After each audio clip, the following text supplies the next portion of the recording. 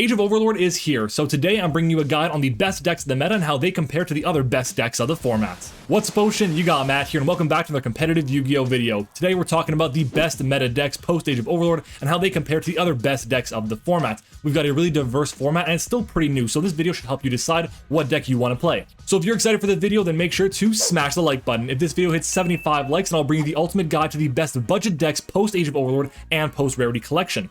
Also, if you guys like deck profiles, combo guides, meta discussions, and competitive Yu-Gi-Oh videos just like this one, you're going to love this channel. So make sure to subscribe and help us reach our end of year goal of 3,000 subscribers. Now with that being said, here is your guide for the best meta decks in the post Age of Overlord competitive Yu-Gi-Oh format. Let's jump into it. Before we jump into the decks we're going to be talking about today, we have to know how we're going to categorize them. I have 5 different tiers that we're going to be talking about. The first of which is going to be best of the best, which is going to be for the top decks of this format. We then have best deck potential, which are decks that can definitely compete against the top tier decks and may even find themselves in the discussion for best of the best. Our next tier is the has a chance tier, which is for decks that have a chance at some top cut representation, but are they ever going to be in the top decks discussion? Probably not. The fourth category is the better options tier. These are for decks that can top but aren't as high powered or consistent as the decks above it. If you're trying to compete at a high level using one of these decks, most of the time there will be a better option. Our final category is the rogue tier. These are for decks that are unlikely to top at a high level event. They still can, but it would be definitely a surprise. We've got 25 decks to talk about today, so let's go ahead and get started in alphabetical order with Branded.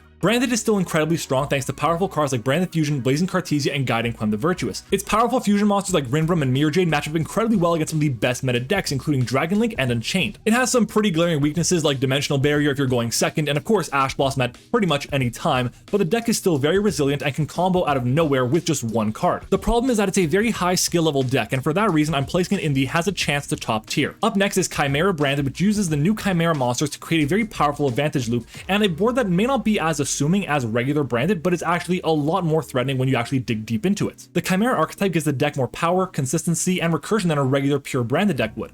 On top of that, Mirror Sword Knight and Cornfield Codal are not just starters for the deck, they're also protection pieces, giving protection from monster effects and from targeting respectively. One of the most low-key threatening cards though is going to be Chimera the King of Phantom Beasts. When this card is summoned, you can activate the effect to just send a card from your opponent's hand to the graveyard in the end phase, meaning your opponent will only start with a 4-card hand instead of a 5-card one, which can be game determinative. The deck still takes advantage of powerful cards like Branded Fusion, but now your opponent has to make a decision. Are they going to be ashing the Branded Fusion, which is always the right decision in a pure Branded list, but always the wrong decision in a Branded Chimera list, or are they going to be ashing the Mirror Sword Knight or something like the Baphomet? It's a tough call to make, and they're not really going to know which is the best option to do until game 2. It's pretty clear that the Chimera engine is pulling more weight in this deck than we originally expected, so for that reason, Chimera Branded has best deck potential. Dark World is a really fun deck, depending on if you're playing with it or playing against it, but with the banning of Arise Heart and the introduction of Ken and Gen, Dark World is seeing a brand new boost in popularity. The deck can play through so many different hand traps, but it does still have some consistency issues. Thankfully, Dark Corridor helps with that at least a little bit. The biggest problem is that the deck is so weak to cards like Droll and Lockbird and Dimension Shifter, which can end the turn in an instant, and both those cards are seeing a lot of play right now. Even though the deck can put up some pretty scary endboards or even hand loop its opponents, because its weaknesses are so popular in the format right now, it belongs in the better options tier. Dragon Link is another deck that hates Droll and Lockbird and Dimension Shifter, but the difference with this deck compared to Dark World is that this deck puts up one of the scariest endboards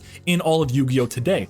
On top of that, it can play through so much and can OTK out of nowhere as well. The limitations to Bestial Magnemite and Chaos Space are pretty unfortunate, but the deck is still really strong at recurring its resources thanks to cards like Starlight Seyfert, Branded Regained, and Boot Sector Launch. The only reason it's not sitting in the best of the best tier is because of how good Droll and Lockbird is this format, but in the hands of a good pilot, it can be incredible. So for that reason, it's joining the best deck potential tier. Exosister is one of the most format-reliant decks on this list. It's great against decks that use the graveyard a lot, but it's terrible against decks that don't touch their graveyard at all. Even though Tearlaments have seen a huge rise in popularity thanks to the banning of Arise Heart, because this format is so diverse, Exosisters are having a really hard time finding their foothold and getting a good grasp on what they want to do in the meta today. It's good against some decks and bad against others, and even with powerful rank 4 enablers like Sakitama and Aratama, the deck is having very little success today. For that reason, it's the first deck I'll be placing in the Rogue category. Up next is Floowandereeze. Now listen, any deck that can play Dimension Shifter in the main deck is going to have a really good time this format. On top of that, Floowandereeze and M-Pen is an insane card against so many decks right now and has a really hard time being outed by a lot of the best meta decks today. Floowandereeze still struggles a lot against Droll and Lockbird. Even a well-timed Ash Blossom or Imperm can just end a turn on the spot. The good news is that with cards like Magnificent Map and the Unexplored Winds, you can play on your opponent's turn pretty easily and interrupt them while doing so. We all know that Floowandereeze has consistency issues, and as much as everyone hates playing against the deck, it's definitely a deck with best deck potential. Infernoble Knight as a combo deck is really interesting. It can put up a lot of negates, and it can put them up quickly to get around cards like Nibiru,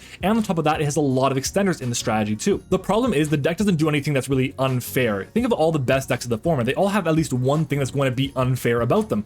The only thing that was unfair about Infernoble Knight was Smoke Grenade of the Thief, which is now banned. So what does this deck really have going for it ahead of other combo decks? If you want to play a combo deck and budget isn't an issue, then there are so many better options than this. So for that reason, Infernoble joins the Rogue tier. Let's be honest, we all thought Kashtira would be a much better deck than it is right now, even with the banning of Arise Heart. With all these huge monsters, powerful effects, great spell cards, we can just break boards in OTK, right? Nope. Kashtira has never been the most consistent deck in the room. It also loses to quite a lot this format, and on top of that, it lost its big red win button in Kashtira Arise Heart. Kashtira is at its best as an engine in other meta decks like Mannadium or even Tearlaments, or you can just play Fenrir on its own and have a great way to break boards. Kashtira has seen a huge drop in playability, and honestly, there are so many other decks I'd rather play to try to win. So for that reason, Kashtira belongs in Rogue. Originally, I thought Labrynth would be one of the best decks of the format. Arius just provides so much to the deck, allowing it to play on turn 0.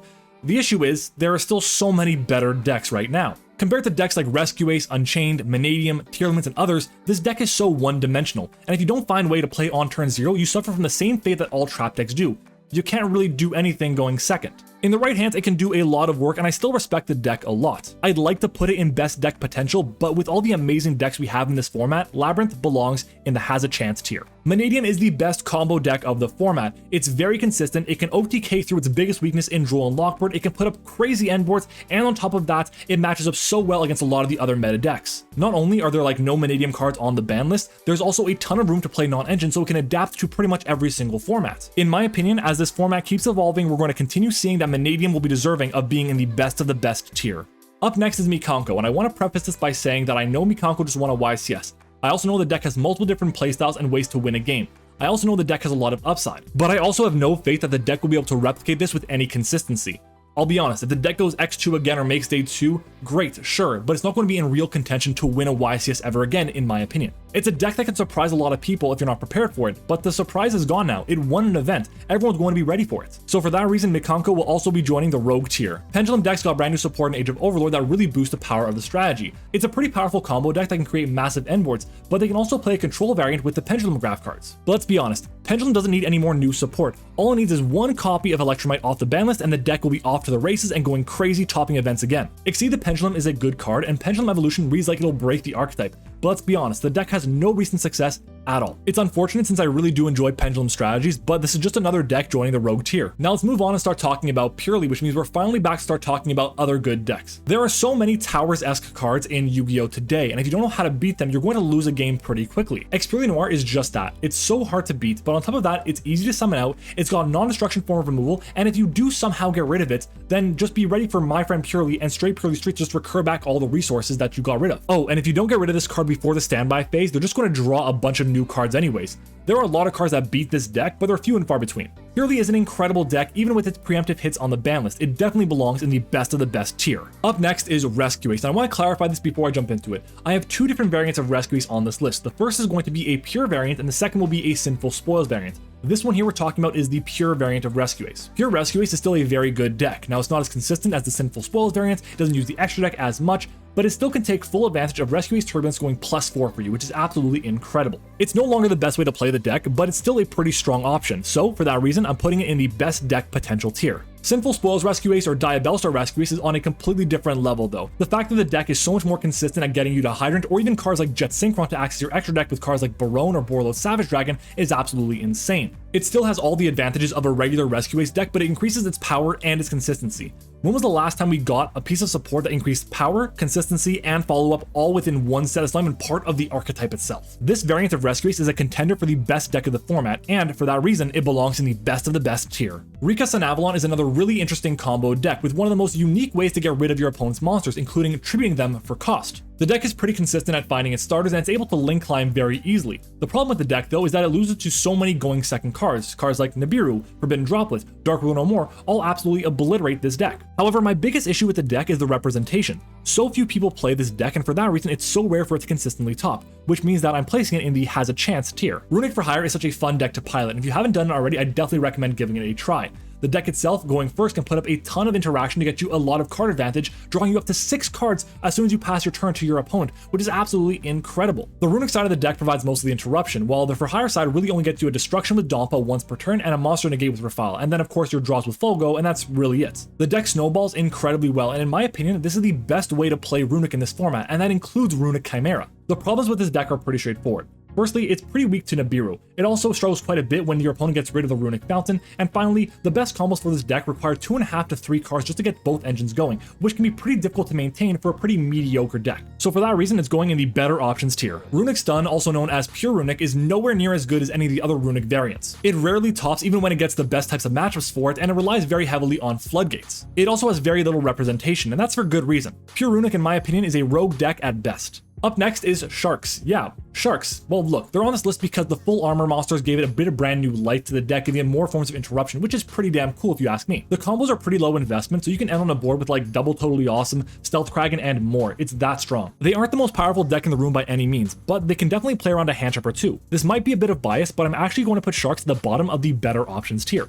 If you disagree with me, let me know down in the comments. Spright has fallen out of the meta a little bit, but it's still a pretty good combo deck that can have a lot of engines splashed into it, whether it's going to be the Nimble engine or the Melty engine. Even the Adventure engine works really well with Sprites. The real issue here is power creep. The deck can make a really awesome board going first, but struggles quite a bit going second. And to be one of the best decks in the room, you have to be able to do both pretty well. If you really want to play a combo deck, just play Mannadium or Dragon Link. You're going to have a much better time. Before I put it in my tier list, the Spright cards can be found as an engine in other decks, but when they're the main focus of a deck, in my opinion, they belong in the better options tier. Next up is going to be Tearlaments, and we have 2 different categories for tier today. We have Horus tier and Pure tier. Starting off with Horus tier. The Horus cards are great when added to Tearlaments for a few different reasons. The first of which is that they add cards to your graveyard that you want there. They also give you extra buys to summon back onto the field, assuming you have King Sarcophagus. And on top of that, if you manage to get 2 level 8s on the board, you can go into the Zombie Vampire to mill more cards and really get your engine going. The biggest issue Tearlaments had after the ban list, other than a Rise Heart, was the lack of consistency in seeing Tearlaments names. While the Horus engine doesn't give you more tier names, it does give you the opportunity to mill more, which lets you have more chances at seeing tier names when you mill. The deck has a few bad matchups, and losing a tier name to a Bestial can be game ending, but Tearlaments is easily one of the most feared decks in Yu-Gi-Oh today, so for that reason I'm placing Horus Tearlament in the best of the best tier.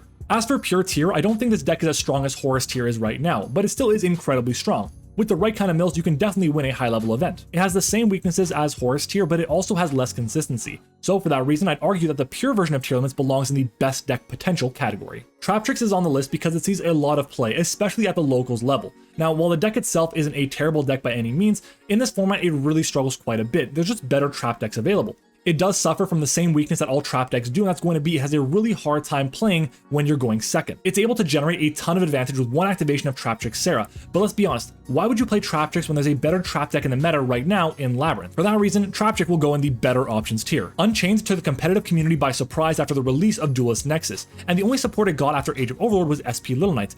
But even though this isn't direct support for the deck, you'll see that this is enough to keep the deck in one of the top tiers of competitive play. Instead of linking away Soul of Rage with your opponent's monster into Soul of Anguish, you're not linking away into SP Little Knight, which will give you an additional banish #1 and give you other forms of interruption when your opponent activates another card or effect. The deck does have consistency issues and it has a hard time playing around Dweller.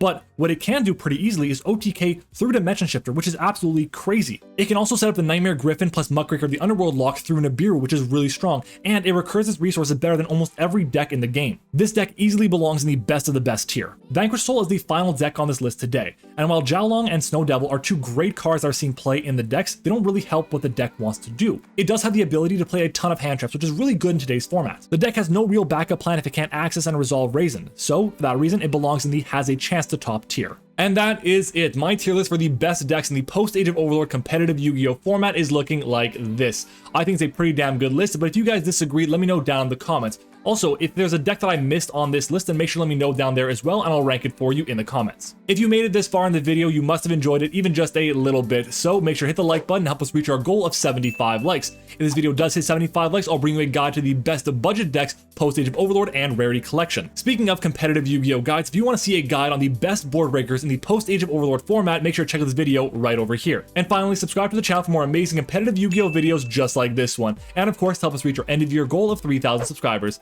Thanks for watching the video. I hope you all enjoyed it, and I'll see you all next time.